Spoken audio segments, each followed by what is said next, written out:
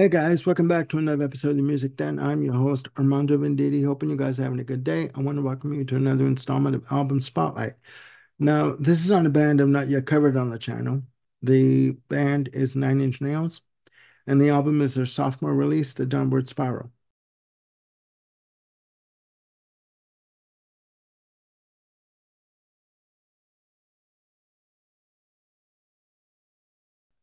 Nine Inch Nails, for those of you who don't know, fronted by Trent Reznor, the only other longstanding member of the band that I would consider to be a longstanding member of the band is Atticus Ross, who's been with the band since 2016 till present day, who has provided bass and keyboards and programming for the band.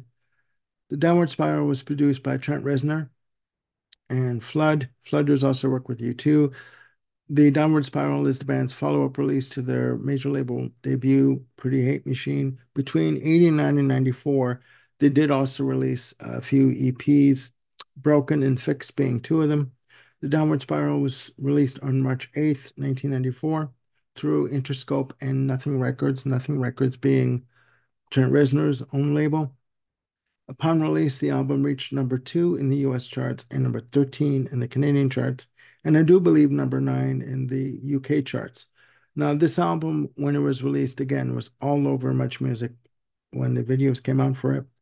Um, the influence for the album, or the mood of the album, was Trent Reznor was listening to David Bowie's Low from 77 and Pink Floyd's The Wall from 79.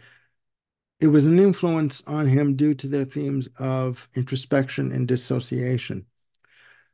The album has a bit of a history to it, a bit of a controversial history to it. The album was recorded at 10050 Cielo Drive in Benedict Canyon. That address is infamous for the fact that that house is the Sharon Tate murder house, where Sharon Tate, Wojtek Frykowski, Jay Sebring, and Abigail Folger were murdered by members of the Charles Manson cult. A year after the release of The Downward Spiral, a remix album called Further Down the Spiral was released on May 29th, 1995. The idea for the album was conceived by Reznor during the band's performance at Lollapalooza. Now, there is a bit of a footnote to the to where the album was being recorded. Trent Reznor has said that he actually ran into Sharon Tate's sister, Patty Tate, who I believe is no longer with us, just a random meeting. And she basically cornered him and asked him, "Are you recording in that house to exploit my sister's murder?" And he said, "No." He said, "No." In fact, he had said that it was like being given a slap in the face because he, for the first time, felt that he was being made to look at things from another person's perspective. He finished recording the album there because he was contractually said to do so because he was renting the house.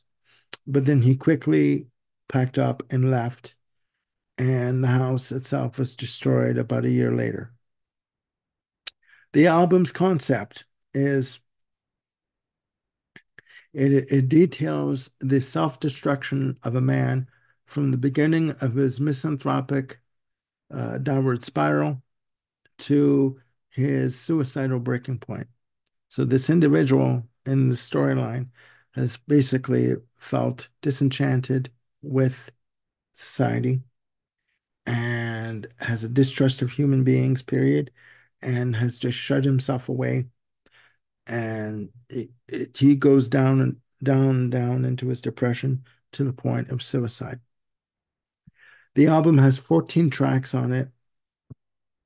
On the album, you have basically um, Trent Reznor and Flood doing the majority of the instrumentation. You also have contributions from Chris Vrenna on drums, Stephen Perkins from Jane's Addiction on drums, also Adrian Belew who contributes guitar tracks to track number one called Mr. Self-Destruct and track number seven, but I'll get to that in a sec. Again, 14 tracks, lengthy album, dense, layered, textured album. Sorry, it's been one of those days, guys. I'm not feeling that well today. Starts off with the track Mr. Self-Destruct, and it starts off with the sound effect of a prisoner being beaten by a guard. Okay, the track is dense, has a layer wall of what I call white noise. The drums that come in, they do basically underpin the piece.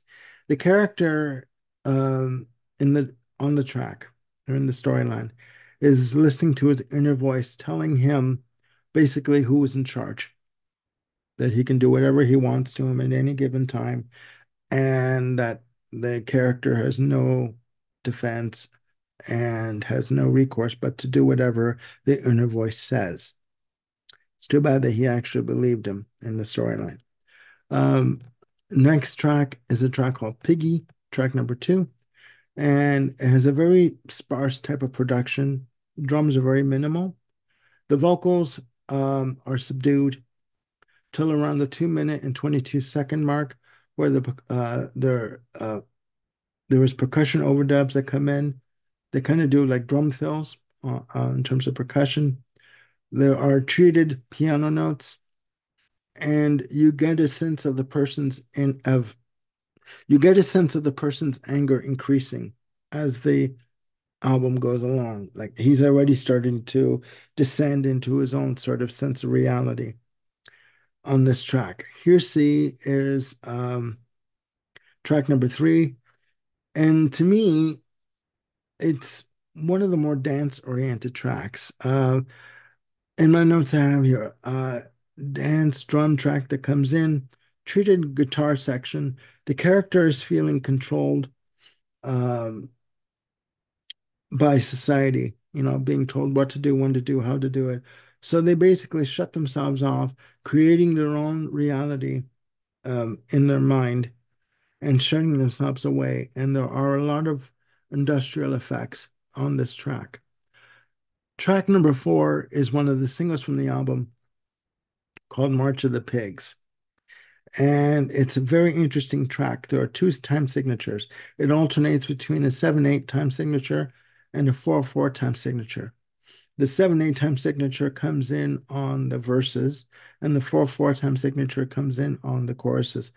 Um, the only other time I remember someone like a band using a 7/8 time signature would be Pink Floyd with Money on the verses, and then there's a breakdown section where the guitar solo comes in on Money with Dave Gilmour, and it goes into the 4/4 time signature, and then when it comes back out into the verses, it goes back into the 7/8 time signature. But for this track, yeah, there's a lot of use of wall of sound, a lot of dense textured sound in terms of keyboards and vocal effects, and he's basically shouting on the verses, and he's singing in a very low range, very calm tone on the choruses. Track five, Closer, is one of the more controversial tracks because of its repeat of profanity in the choruses. It's a mid-tempo program drum rhythm that comes in. The synths also come in on the choruses. This track, I cannot repeat what he says on the choruses because it's just vulgar. Okay. And I refuse to. Clocks in at 6 minutes and 14 seconds. Basically, this is the one track where the character in the story feels that this is the one thing he can control over somebody. That it's the one thing he's got in control of, is the only thing that he has control of in his life.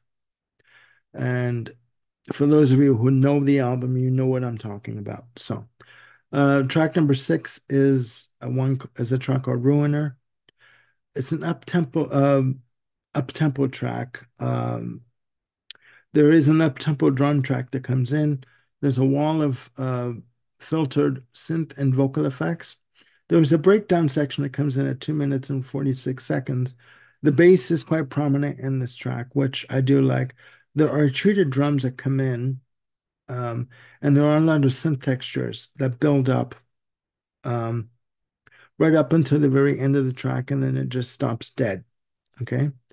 The Becoming is track number 7, um, which piano notes start the track, and it contains a sample from a movie called Robot Jocks. Now, the sample that is used is of a robot that's basically falling on people and crushing them.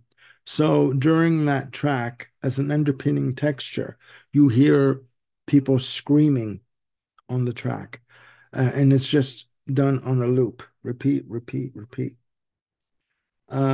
Track number 8 is a track called I Do Not Want This. And the drums to me have a bit of a trip hop feel, a trip hop pattern. There's textures of effects, and the character is saying that he doesn't want any of this. He doesn't want to be um, losing control of his faculties, but he feels that he has no choice, right? Um, that clocks in around 5 minutes, 41 seconds. A lot of the songs go between the 3 minute to the 6 minute mark. So it's quite a lengthy album. Track number 9 is Big Man with a Gun, clocking in at 1 minute, 36 seconds. A lot of textures, drum textures, and keyboard textures to this track.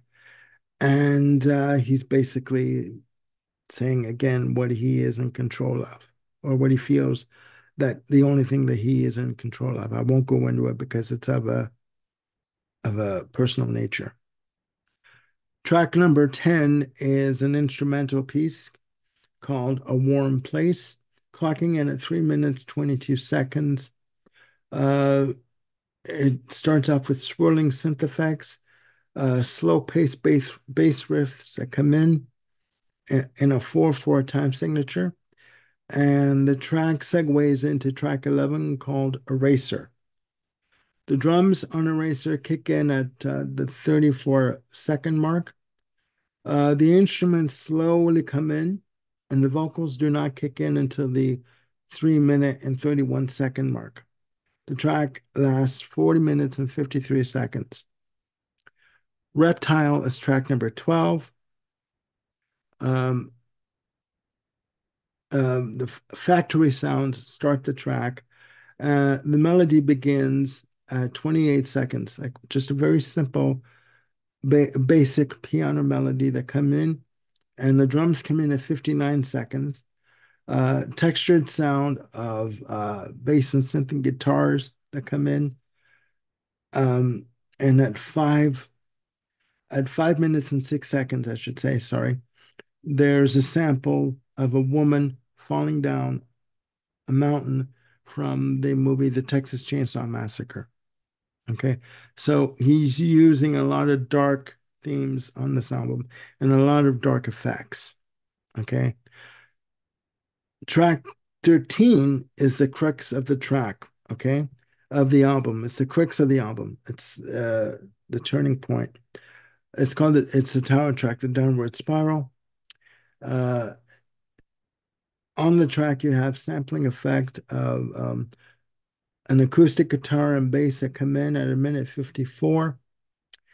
And there's a lot of fuzz guitar textures. At this point in the album, the person decides to shoot himself in the head. Okay, spoiler alert, but there you go. It is a very disturbing track. Track 14 is the last track on the standard edition of the album called Hurt, clocking in at 6 minutes and 16 seconds. And I have in my notes guitar passage and vocals that come in, uh, distorted effects coming in on the left channel. The bass comes in at 1 minute and 10 seconds, and the drums come in at 1 minute 58 seconds. There was a slow build on the track, and he's basically saying he's hurt himself to see if there's any feeling left in his body, to see if he's still a human being, that he can feel pain, that he can feel sympathy, that he can feel empathy, that he can have any feeling at all. And to me, the album is left pretty much ambiguous as to what happens at the end of the album. Whether he hurts himself, um, or whether he survives the suicide attempt, he pretty much does. But he's forever altered the rest of his life.